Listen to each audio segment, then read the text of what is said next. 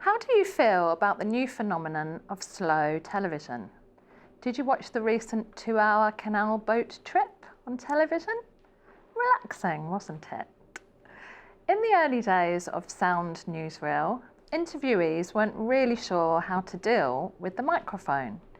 So this is a piece of slow newsreel where ace playwright George Bernard Shaw gives a special interview to Movietone.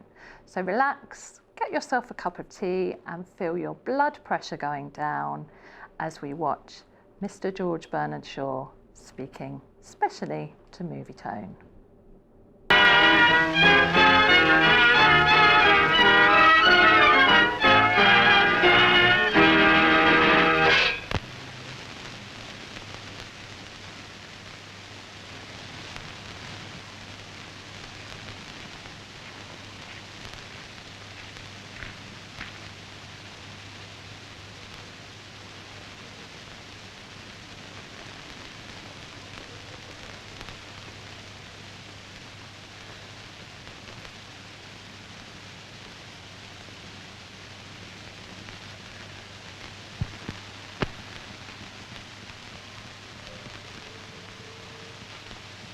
Well, ladies and gentlemen, how do you do?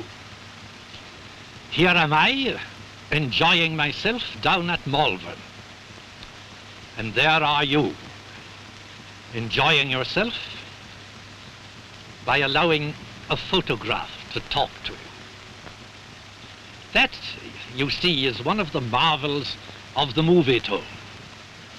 It brings us together in a way that used to be entirely impossible. Now, I wish that the Movietone could bring you not only this picture of me, but I wish it could bring you the fresh air that I'm breathing at present.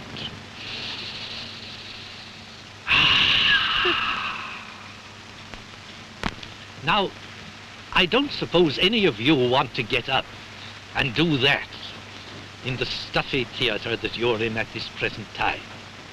And that's a very good reason for your coming down here and having the fresh air and having my plays at the same time. Of course, very soon, this terrible invention of the British Movietone will bring the plays to you. And I think that while we still have some of the old performances left, I don't think you could do better than come down here and share them. The festival, they call it a festival down here. In fact, last year they called it a Shaw Festival. Very excellent name. Well, now, we are getting along very pleasantly. There was a play of mine performed last night. The applause was tremendous. It was so fresh. It was so original, it was so new, it was so up to date. All these old plays that I have forgotten and that pass me by, well, they're just right for you. And I myself, I feel like a child again when I listen to them. And I'm seriously thinking, you know, of getting up a young appearance. I think I'll dye all this sort of thing. And this magnificent forehead of mine, which you are at present admiring, and which they're terribly jealous of down at Stratford, which is a very short distance from here, well, I think I'll cut that down a bit. You see, now look, you will see how much younger it makes me look when the forehead goes. You see, like that. And if I straighten my shoulders a bit like that. Now, you see, I look almost like a young man of 62 or 63 or thereabouts. And that gets me just about to the date of my play. However, perhaps that is not what you paid for. You paid for the Shakespearean forehead, so here it is again. You'll notice the arrangement of my hair. It takes me 20 minutes every morning to get that up, you know, to get it properly arranged for you to admire. It adds greatly to my reputation as a playwright. I'm in a difficulty at present because I was expecting my friend Barry Jackson here this morning. Now, Barry Jackson is a young man, and he began very much as I did. He determined that he would give the public not what they liked, but what he liked. That's just what I did.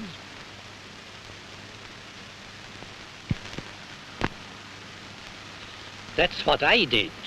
Oh, by the way, this is not a case of swelled head. I understand that I have just become very much larger, but I haven't really, you know. It's one of the tricks that they have with these cameras of theirs. I'm just the same size as I was before, really. But you get rather a larger view, and I hope you won't look too particularly.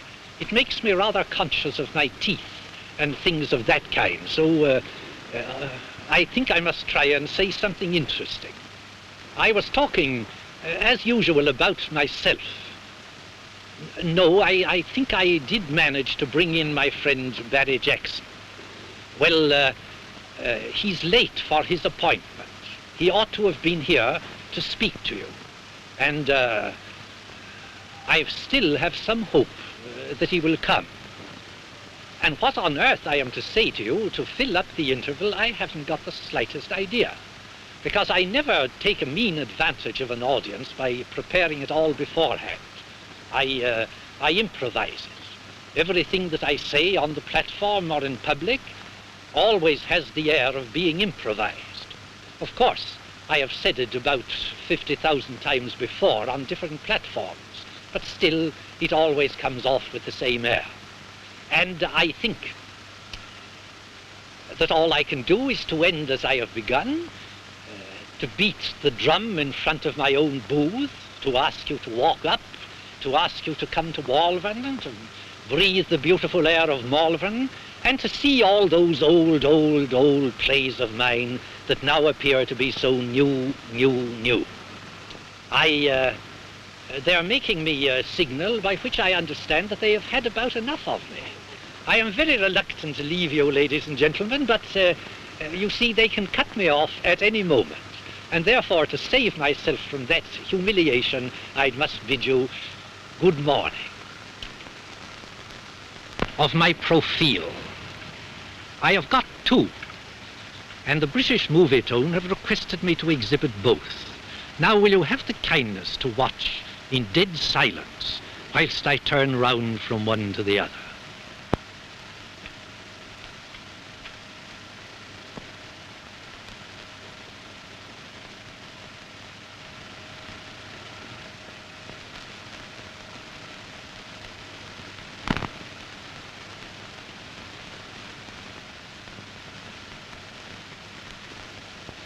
How was that?